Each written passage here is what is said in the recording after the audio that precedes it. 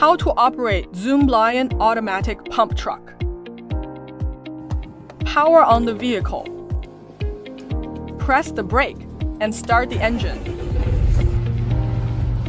After releasing the brake and start buttons, observe whether the air pressure reaches 8 megapascals or higher. Turn off the engine. Power on the vehicle again. Press the operation status button. Press the PTO button. Depress the brake and press the engine start button. Observe the gear position until it is in 14th gear before releasing the button and brake.